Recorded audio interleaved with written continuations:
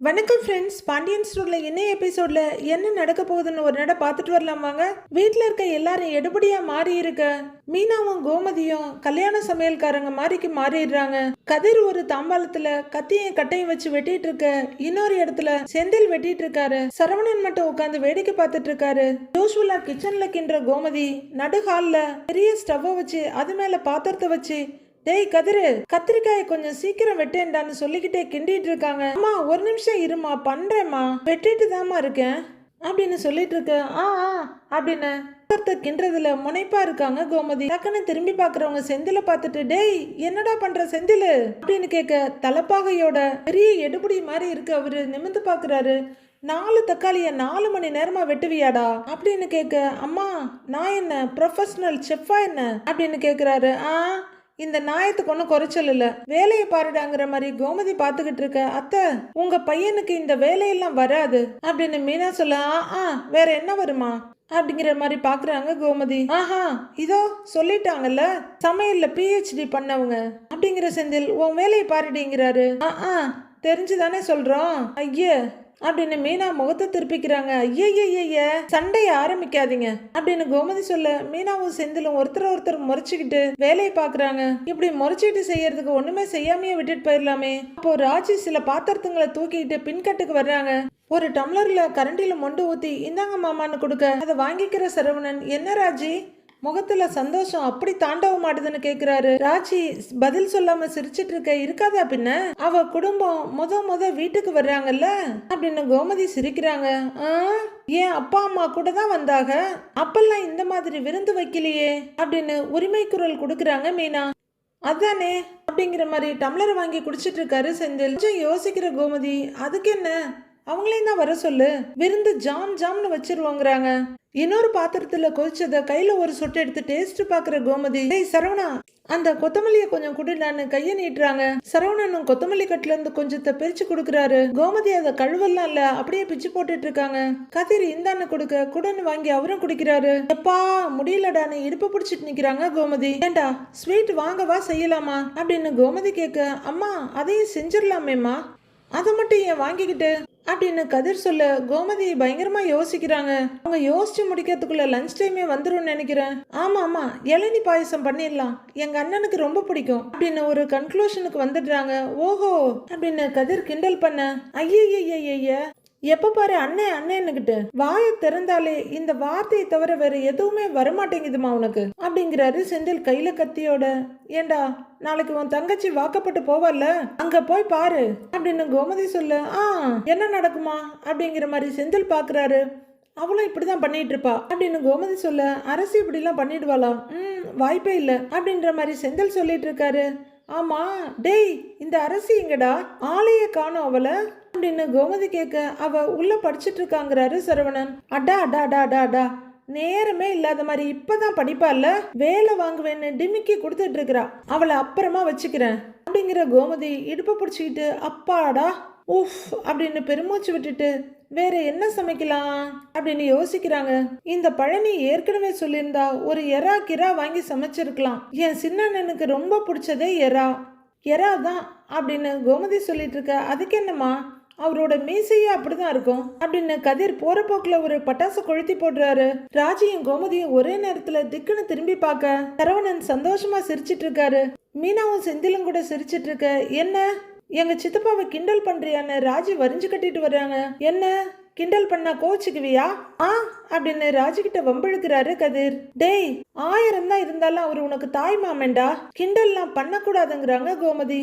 அட சரிம்மா அப்படின்னு கதிர் சொல்ல, ஆமா பெரிய தாய் மாமாதே, அப்படியே மடியில உட்கார வச்சு காதெல்லாம் குத்தி விட்டு தங்க நகையெல்லாம் போட்ட மாதிரி சொல்லிக்கிட்டு இருக்கிற, சீரெல்லாம் செஞ்ச மாதிரி போமா அப்படின்னு செந்தில் நொடிக்கிறாரு. இதோ வருவாங்கல்ல 2 பேரும், 3 பேரும் வரிசையா போய் அவங்க மடியில உட்காருங்க, காது குத்தி விட்டுட்டு போவாங்க அப்படின்னு மீனா பீமன் கதாயுதத்தை பிடிச்ச மாதிரி கரண்டிய பிடிச்சிட்டு சொல்றாங்க. சமையல் போகுதோ இல்லையோ பேச்சு நல்லா போகுது, என்னத்த சொல்றீங்கன்னு மீனா கேட்டுருவோம் வந்த உடனேங்கிறாங்க கோமதி. அப்படின்னு மீனா சொல்ல, அடங்க மாட்டேங்கிறாளே அப்படின்னு செந்தில் பாக்குறாரு. நீ வேறமா மீனா, நீ வேற ஏமா காலம் போன காலத்துல காது குத்துக்கு பிளான் பண்ற அப்படின்னு சரவணன் கேட்க சிரிக்கிற செந்தில், சும்மா சொன்னேம்மா, நீ வேற குத்தி கித்தி விட்டுற போறாக அப்படின்னு செந்தில் கொஞ்சம் பயத்தோட சொல்றாரு. ஆ, எல்லாம் சரியா இருந்திருந்தா என் அண்ணனுங்க வைரத்தோட போட்டிருப்பாங்க தெரியுமா அப்படின்னு கோமதி சொல்லு. ஐயோ, தெரியாம இந்த டாபிக் எடுத்துட்டோமோ அப்படின்னு செந்தில் பாக்குறாரு. போட்டுட்டு தான் மறுவேலை பாப்பாங்க அப்படிங்கிற செந்தில், ஏன்பா ராஜி எனக்கு இன்னொரு கிளாஸ் மோர் கொடுப்பா அப்படின்னு கேட்க, மாமா அந்தாங்க அப்படின்னு ராஜி மோரை ஊத்திக்கிட்டு இருக்காங்க. ஏன்பா ராஜி, உங்க அப்பா உங்க சித்தப்பா இவங்களெல்லாம் நம்பலாமான்னு செந்தில் கேக்குறாரு. நம்பலாம்னா புரியல மாமா அப்படின்னு ராஜி சொல்ல, இல்ல கடைசி நேரத்துல வரலன்னு சொல்லிட மாட்டாங்களே அப்படின்னு செந்தில் கேட்க, அப்படிலாம் சொல்ல மாட்டாங்க அப்படிங்கிறாங்க ராஜி. ஒருவேளை அப்படி சொல்லிட்டாங்கன்னா அப்படின்னு சந்தேகத்தை கிளப்புறாரு கதிர். என்ன பண்ண முடியும், செஞ்சு வச்ச எல்லாத்தையும் சூடு பண்ணி நம்ம குடும்பமா ஒரு வாரத்துக்கு உட்கார்ந்து சாப்பிட வேண்டியதுதான் இல்லத்த அப்படின்னு கோமதியை உசுப்பி விடுறாங்க மீனா. வாய்ப்பாரு வாய, ஏய் அதெல்லாம் எங்க அண்ணனுங்க வருவாங்கடி அப்படிங்கிறாங்க கோமதி. ஏண்டா கதிரு, உன் மாமனார் ஒன்னும் பிரச்சனை இல்ல, பெருசா எதுவும் பேசிக்க மாட்டார்னு செந்தில் சொல்ல, ஆமாண்ணே அப்படின்னு கதிர் அவசரமா சொல்ல, உன் சின்ன மாமனார் இருக்காருல்ல, அதே மீசக்காரரு, அவரு ஏதாவது உரண்டு இழுப்பாருன்னு தான் சந்தேகமா இருக்குங்கிறாரு செந்தில். கதிரும் ஆமாமான்ற மாதிரி தலையாட்டிட்டு இருக்க. டேய் ஏண்டா நீங்க வேற ரெண்டு பேரும் அம்மாவையும் ராஜியும் பீதி அடைய வச்சிட்டு இருக்கீங்க, கொஞ்சம் அமைதியா தான் இருங்களேன் அப்படின்னு சரவணன் சொல்ல கோமதி கொஞ்சம் பயத்தோட பாக்குறாங்க. நான் ஒன்னும் பீதி ஆகல மாமா, இன்னைக்கு பாருங்க எப்படி நம்ம ரெண்டு குடும்பமும் கலகலன்னு சந்தோஷமா இருக்க போறாங்கன்னு அப்படின்னு ராஜி சிரிச்சுக்கிட்டே சொல்றாங்க. உடனே கோமதி ரூஃப பார்த்துட்டு, அப்பா முருகா, நான் என் மனசுல நிறைய நினைச்சிருக்கேன், இதை மட்டும் நல்லபடியா நீ முடிச்சு கொடுத்துட்டா உன் கோவிலுக்கு நான் பாத யாத்திரை வர்றேன்பா அப்படின்னு படக்குன்னு வேண்டிக்கிறாங்க கோமதி. இதை கேட்டு எல்லாரும் ஆன பார்த்துட்டு இருக்க. அத்தை, வீட்ல இருந்து கோவில் ஒரே 1 கிலோமீட்டர் தான், அதுக்கு நீங்க பாத யாத்திரை போறீங்களா அப்படின்னு மீனா கேட்க எல்லாரும் சிரிக்கிறாங்க. என்னத்த சாமியவே ஏமாத்துறீங்களா அப்படின்னு மீனா மறுபடியும் கேட்க, ஏய் சூடு வச்சிருவேன், நான் பழனிக்கு பாத யாத்திரை போறேன்னு சொன்னேன்டி அப்படின்னு கரண்டி எடுத்து மிரட்டுற கோமதி. நீ சீக்கிரமா கரண்டி எடுத்து கிண்டுற வேலையை பாரு, ஏதாவது ஒண்ணு பேசிக்கிட்டே இருக்காத, ஒவ்வொன்னா சொல்லணும் உனக்கு, வேலையை பாரு அப்படின்னு மாமியாரா மாறிடுறாங்க. ஐயா அப்படின்னு கிண்டிட்டு இருக்காங்க மீனா. ராஜிமா, வீட்டுல அப்பெல்லாம் இருக்குல்லன்னு கோமதி கேட்க, இருக்குத்த இருக்கு அப்படின்னு வேகமா தலையாட்டுறாங்க ராஜி. சரவணா, ஒரு குடம் தண்ணி மட்டும் புடிச்சிட்டு வாடா அப்படின்னு கோமதி சொல்ல, சும்மா வேலை வாங்கிட்டே இருக்கமா அப்படின்னு அவர் எழுந்து போக, டேய் உங்க மாமன்களுக்கு தானேடா, என்னடா குறைஞ்சிட போற, செய்யண்டாங்கிறாங்க கோமதி. சரவணன் கொடுத்த தூக்கிட்டு அந்த பக்கமா போக கோமதி எல்லார்கிட்டையும் வாங்குன்னு வேலை வாங்குறாங்க. கதிரும் செந்திலும் நறுக்கு நறுக்கிக்கிட்டே இருக்காங்க. இங்க வேல் ஸ்வீட்ல சக்திவேல் பயங்கர கடுப்பா உட்கார்ந்துருக்க. சாயந்தரம் மில்லுக்கு வாங்க, பேசி முடிச்சிடலாங்கிறாரு முத்துவேல். சரி வச்சிடுறேன்னு போனை வைக்கிறவரு சக்தின்னு கூப்பிட, அவரு எங்கேயோ பார்த்துட்டு உட்கார்ந்து இருக்காரு. டேய் அப்படின்னு முத்துவேல் மறுபடி கூப்பிட, அண்ணே சொல்லுங்கண்ணே அப்படின்னு படக்குன்னு திரும்புறாரு. அந்த வாழைத்தோப்புக்காரங்க மறுபடியும் நம்ம கிட்ட வர்றாங்க அப்படின்னு முத்துவேல் சொல்ல, இன்ட்ரெஸ்டே இல்லாம அப்படின்னு பாக்குறாரு சக்திவேல். சாயங்காலம் வர சொல்லியிருக்கேன், பேசி முடிச்சிடலாம் அப்படின்னு சொல்ல, பேசி முடிச்சிடலான்னு அப்படின்னு தயக்கத்தோடய சொல்றாரு சக்திவேல். மறுபடியும் அவரு யோசனையா கன்னத்துக்கு முட்டு கொடுத்துட்டு உட்கார்ந்துட முத்துவேல் அவரையே பார்த்துட்டு இருக்காரு. அண்ணன் தன்னையே பாக்குறத பார்த்துட்டு திரும்புற சக்திவேல், அண்ணே அது நான் என்ன சொல்றேன்னா அப்படின்னு சொல்லிட்டு இருக்க. அவர் என்னன்னு கேட்டுட்டு இருக்கும் போது பாட்டி கரெக்டா அவங்க ரூம்ல இருந்து வெளியே வர்றாங்க. நல்லா வந்துச்சு அப்படின்னு முனையக்கிட்டு நிறுத்திக்கிறாரு சக்திவேல். முத்து அப்படின்னு பாட்டி கூப்பிட திரும்பி பாக்குறாரு. அவங்க வீட்டுக்கு போகும்போது வெறுங்கையோட போக முடியாது இல்லப்பா, ஏதாவது பழம் பலகாரம்லாம் வாங்கிட்டு போகணும்ல அப்படின்னு பாட்டி கேட்க, சரின்னு தலையாட்டுறாரு முத்துவேல். ஏன் அத்தா, நானும் அண்ணன் இப்ப கடத்தெருவுக்கு போயிட்டு பூ பழம் வெத்தலை பாக்கு ஸ்வீட் எல்லாம் வாங்கிட்டு வர சொல்றியா அப்படின்னு கோவத்தை அடக்கிக்கிட்டு கிண்டலா கேக்குறாரு சக்திவேல். டேய் இருங்கிற முத்துவேல். நீ வடிவுகிட்ட சொன்னா ஏற்பாடு பண்ணிடுவாங்கிறாரு அவரு. சரிப்பா, நான் வடிவுகிட்ட சொல்லிடுறேன் அப்படின்னு பல்லு மொத்தத்தையும் காட்டிட்டு பாட்டி அங்க இருந்து போறாங்க.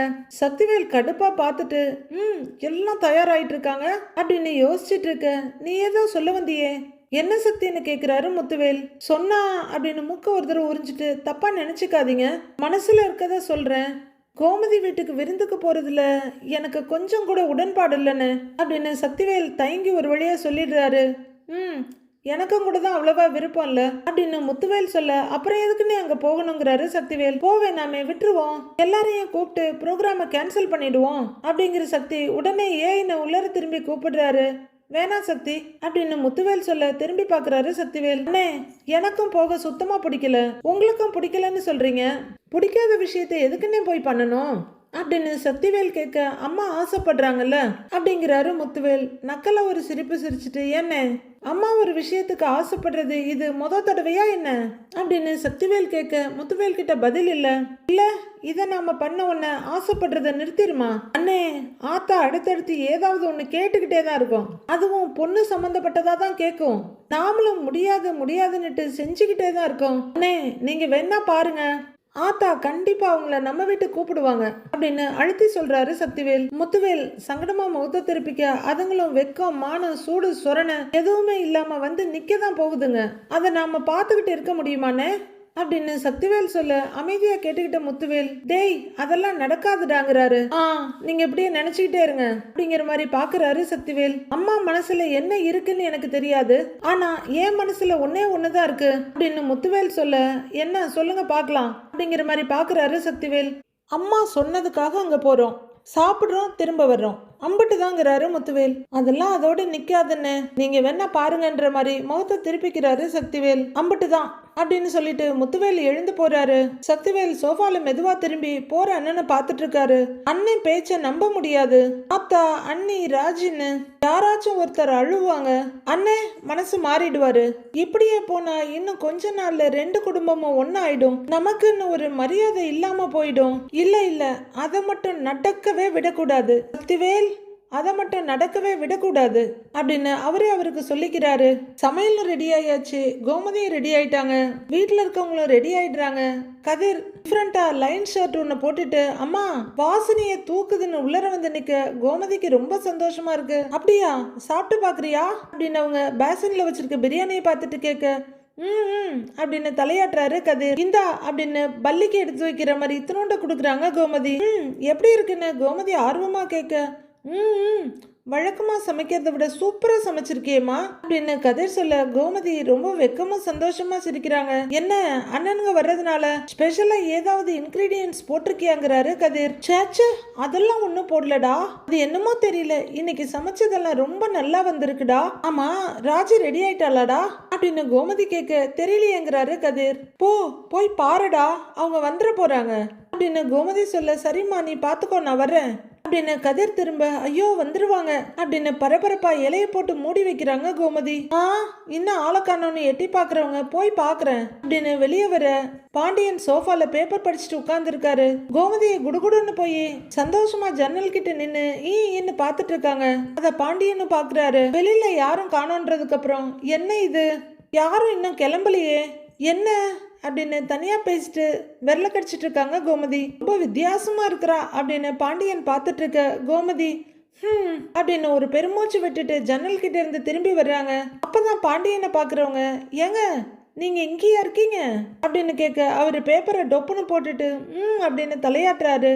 சாரிங்க நான் கவனிக்கவே இல்லைங்க அப்படின்னு கோமதி சொல்ல, பாண்டியன் ஏண்டி உங்க அண்ணங்க வீட்டுக்கு சாப்பிட வர்றாங்கன்னு தெரிஞ்சதுக்கு அப்புறம் நீ எங்கடி என்னைய கவனிச்ச, வீட்டை கவனிச்ச? அவங்க எப்போ வர்றாங்கன்னு தானே கவனிச்சுக்கிட்டு இருந்த அப்படின்னு பாண்டியன் சொல்ல, கழுத்தை தடவிக்கிட்டே, அப்படி இல்லைங்க அப்படிங்கிற கோமதி. ஆமா அவங்களுக்கு சேர் எடுத்து போட சொன்னேனே எங்க போனாங்க அவங்க எல்லாம்? ஒரு வேலையும் ஒழுங்கா செய்ய மாட்டேங்கிறாங்க. ஐயோ சேர் எடுத்து போடணும், வந்துட போறாங்க அப்படின்னு குடுகுடுன்னு ஓடுறாங்க கோமதி. அவங்களே ஒரு 4-5 சேரை அப்படியே கொத்தா தூக்கிட்டு வர, ஏய் பாத்துடி மெதுவா, எத்தனை சேரை தூக்கிட்டு வர அப்படின்னு பாண்டியன் கேட்டுட்டு இருக்க. இருங்க அப்படிங்கிற கோமதி சேரை கொண்டு வந்து வச்சுட்டு, இந்த பசங்க கிட்ட சொன்னா ஒரு வேலையும் ஒழுங்கா செய்ய மாட்டேங்கிறாங்க அப்படின்னு சொல்லிக்கிட்டே சேரை டொப்புன்னு எடுத்து அடுக்குறாங்க.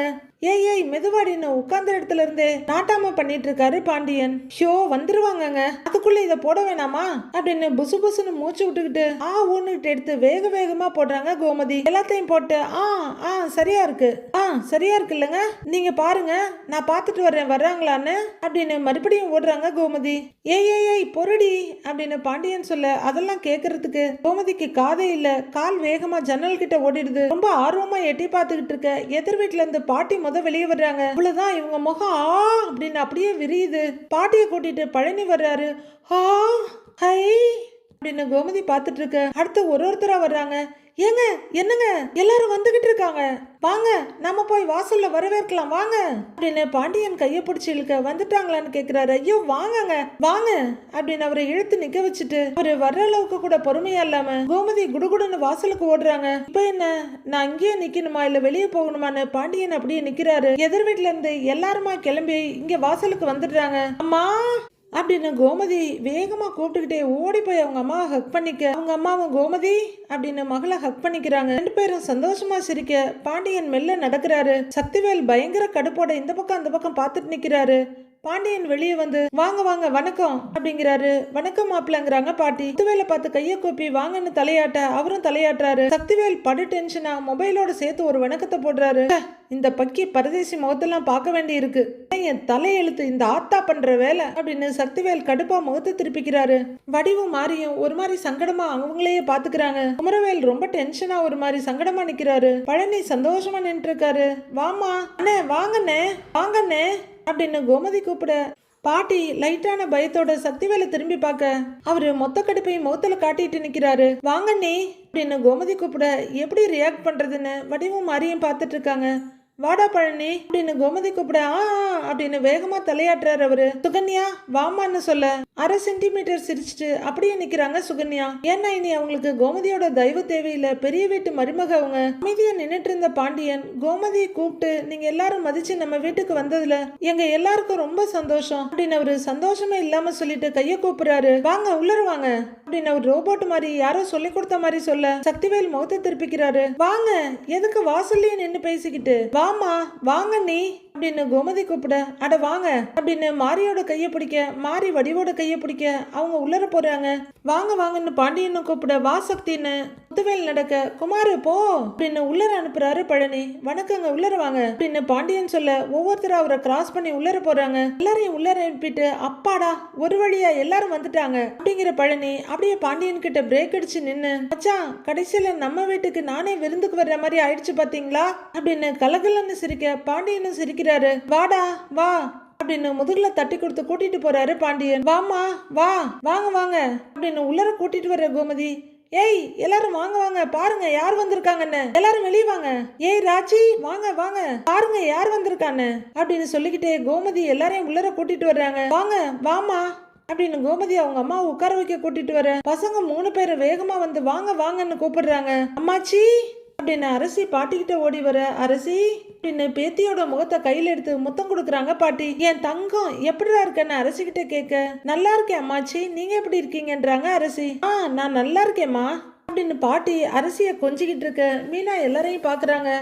முத்துவேல் எனக்கு இதுல சுத்தமா விருப்பம்லாம் இல்ல, ஆனாலும் வந்திருக்கேன்ற மாதிரி நிக்கிறாரு. சக்திவேல் கொஞ்சம் அன்னீசியா தான் நின்னுட்டு இருக்காரு. வடிவுக்கும் அதே நிலைமை தான். மாறிதான் இவங்கிட்ட சகஜமா பேசலாமா இல்ல இப்படியே நிக்கலாமா அப்படின்ற மாதிரி பாத்துட்டு இருக்காங்க. ராஜி வெளியே ஓடி வந்து அப்பான்னு அவங்க கைய பிடிச்சிக்கிறாங்க. கைய பிடிச்சிக்கிட்டு அப்படியே கை மேலேயே சாஞ்சிக்க அவரு சின்ன சிரிப்போடு மகளை பார்க்க சக்திவேல் இந்த காட்சியை பயங்கர கடுப்போடு பாத்துட்டு இருக்காரு. சித்தப்பா நல்லா இருக்கீங்களான்னு கேக்குற ராஜி அம்மா அப்படின்னு அவங்க அம்மாவோட தோளோடு சேர்த்து அணைச்சிக்க அவங்களும் சிரிப்போட முகத்தை தடவி கொடுக்குறாங்க. மீனா மத்த பசங்கன்னு எல்லாரும் சந்தோஷமா பார்த்துட்டு இருக்க. அண்ணே வாங்கண்ணே வந்ததுல இருந்து நின்னுகிட்டே இருக்கீங்க, உட்காருங்க வாங்க வாங்கண்ணே வந்து உட்காருங்க அண்ணே வாங்க அப்படின்னு முத்துவேல் கைய பிடிச்சிக்கிட்டு சக்திவேலையும் பார்த்து கூப்பிடுறாங்க கோமதி. சக்தி வா அப்படின்னு முத்துவேல் கூப்பிட உட்காருங்கண்ணே வாங்க அப்படின்னு சக்திவேல் கையையும் கூப்பிட்டு உட்கார வைக்கிறாங்க கோமதி. சித்தப்பா வாங்க அண்ணி வாங்கண்ணே உட்காருங்க வாங்க உட்காருங்கன்னு மாரிய கூப்பிட இல்ல இருக்கட்டும் பரவாயில்லங்கிறாங்க அவங்க.